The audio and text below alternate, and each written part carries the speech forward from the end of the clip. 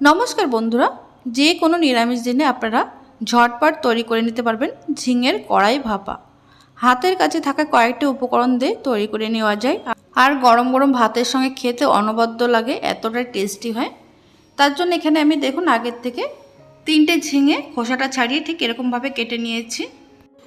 এবারে দেখুন এদিকে একটা মশলা রেডি করে নিচ্ছি। তার জন্য একটা বাটির মধ্যে দিয়ে দিলাম আমি 1 চামচ গোটা জিরে, 1 চামচ কালো সর্ষে, দিয়ে দিচ্ছি 1 চামচ হলুদ সর্ষে, দিয়ে দেবো এখানে 1 টেবিল চামচ মতো পোস্ত যদি না থাকে আপনারা এখানে সাদা তিলও ব্যবহার করতে পারেন।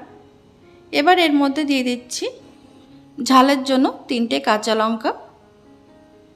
এবার এটা সামান্য জল দিয়ে আমি দেখুন শিলে একদম মিহি করে বেটে নিয়েছি।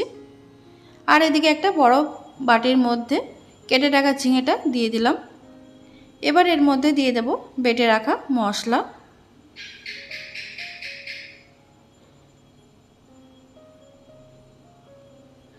তারপরে দিয়ে দিচ্ছি এর মধ্যে স্বাদ মতো নুন, দিয়ে দেব এর মধ্যে হাফ চা চামচ মতো হলুদ, তারপরে দিয়ে দিচ্ছি সামান্য পরিমাণে চিনি, যেহেতু নিরামিষ রান্না একটু চিনি দিলে খেতে বেশ ভালো লাগে। আর কালারের জন্য দিয়ে দিলাম সামান্য পরিমাণে কাশ্মীরি লাল লঙ্কার গুঁড়ো। তারপরে দিয়ে দিচ্ছি এর মধ্যে 1 টেবিল চামচ মতো সরষের তেল। এবারে দেখুন সমস্ত উপকরণ হাত দিয়ে খুব ভালো করে মেখে নিতে হবে। মশলা খুব ভালোভাবে ঝিঙের সঙ্গে মাখিয়ে নিতে হবে, যাতে করে প্রত্যেকটা ঝিঙের গায়ে মশলাটা খুব ভালোভাবে লাগে।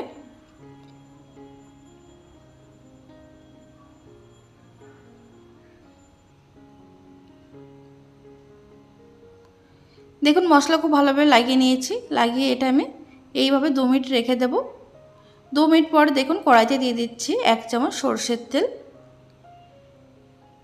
তেলটা একটু গরম হয়ে যাওয়ার পর দিয়ে দিচ্ছি কালো জিরে ফোড়ন। এবার এর মধ্যে দিয়ে দেব মশলা মাখানো ঝিঙে।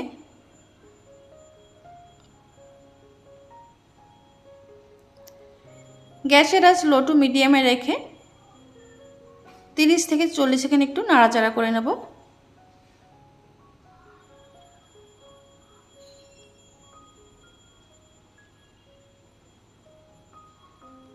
এবার দেখুন এর মধ্যে দিয়ে দিচ্ছি বাটি ধুয়ে রাখা সামান্য জল। যেহেতু ঝিঙের মধ্যে প্রচুর জল থাকে তাই জলের পরিমাণটা বুঝে দিতে হবে। ঝিঙের থেকে কিন্তু অনেকটাই জল বের হবে রান্না হওয়ার সময়। দেখুন এখানে হাফ কাপের থেকে একটু কম জল দিয়ে খুব ভালো করে মিশিয়ে নিতে হবে। মিশিয়ে নিয়ে ঢাকা দিয়ে গ্যাসের আঁচ একদম লো টু মিডিয়ামে রেখে 7 থেকে 8 মিনিট রান্না করে নেব। এর মধ্যে কিন্তু ঢাকনা খোলার কোনো দরকার নেই, এইভাবে আপনি রেখে দেবেন। দেখুন 8 মিনিট পর আমি ঢাকনাটা খুলে নিচ্ছি।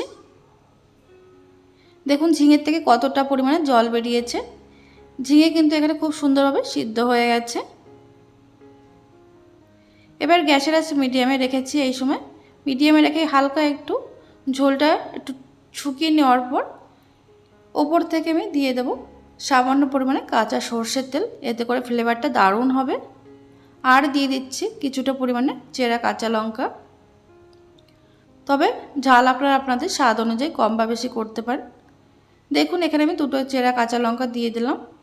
দিয়ে হালকা হাতে নাড়াচাড়া করে মিশিয়ে নেওয়ার পর গ্যাসটা অফ করে ঢাকা দিয়ে 5 মিনিট রেখে দেবো এইভাবে। তারপরে গরম গরম ভাতের সঙ্গে খেয়ে দেখুন অনবদ্য লাগে খেতে। এটা দিয়েই নিমেষে দেখবেন 1 থালা ভাত শেষ হয়ে যাবে। আপনারা অবশ্যই এইভাবে বাড়িতে বানিয়ে আমাকে কমেন্টের মাধ্যমে জানাতে ভুলবেন না কেমন হয়েছিল। ভিডিওটি ভালো লাগলে লাইক করতে ভুলবেন না।